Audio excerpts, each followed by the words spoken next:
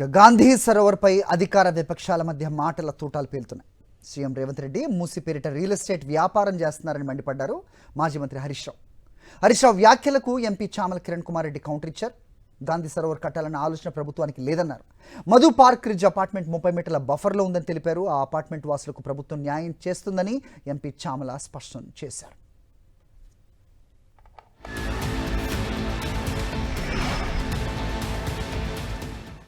మూసీ పేరిట real estate వ్యాపారాన్ని వ్యతిరేకిస్తున్నాం. మూసీ పేరిట పేదల ఇండ్లు కూల్చడాన్ని మేము వ్యతిరేకిస్తా ఉన్నాం. ఇవాళ గాంధీజీ గారు నువ్వు కర్త అంటున్నది ఏంది? బాపు ఘాట్ కర్త అంటున్నావు.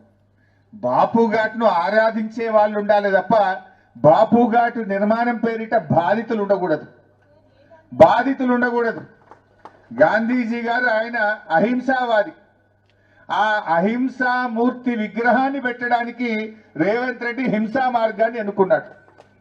అహింసా మూర్తి విగ్రహం పెట్టడానికి హింసా మార్గంలో బలవంతంగా మెడ మీద కత్తి పెట్టి మీరు ఇల్లు ఖాళీ చేస్తారా, కూల్చమంటారా అని మాట్లాడుతున్నాడు. హైదరాబాద్ నగరంలో ఇష్టానుసారంగా పర్మిషన్లు ఇచ్చి కమిషన్లు దండుకోవాలన్న ఆలోచనతోటి చేసినటువంటి దౌర్భాగ్యపు పనికి ఈరోజు అక్కడ ఉన్నటువంటి బిల్డింగ్లో ఉన్నటువంటి అపార్ట్మెంట్ ఓనర్స్ ఇబ్బందుల పాలవుతారు. వారిని కూడా ప్రభుత్వం ఎట్టి పరిస్థితుల కాంపన్సేషన్ ఇచ్చే ప్రయత్నం చేస్తుంది. బిల్డర్లపై కూడా కేసులు కట్టి వాళ్ళతోటి కూడా నష్టపరిహారం ఇప్పించే ప్రయత్నం చేస్తుంది. ఎందుకంటే 30 మీటర్లు బఫర్ ఉండాల్సిన దగ్గర ఈ మధు పార్క్ రిడ్జ్ అనే అపార్ట్మెంట్ వారు 9 మీటర్ల బఫర్ చూపించి పర్మిషన్ తీసుకున్న నాలా మీద గాంధీ సరోవర్ అక్కడ కట్టాలన్న ఆలోచన ప్రభుత్వానికి లేదు. దానికి సంబంధించిన భూమి పక్కన ఉంది.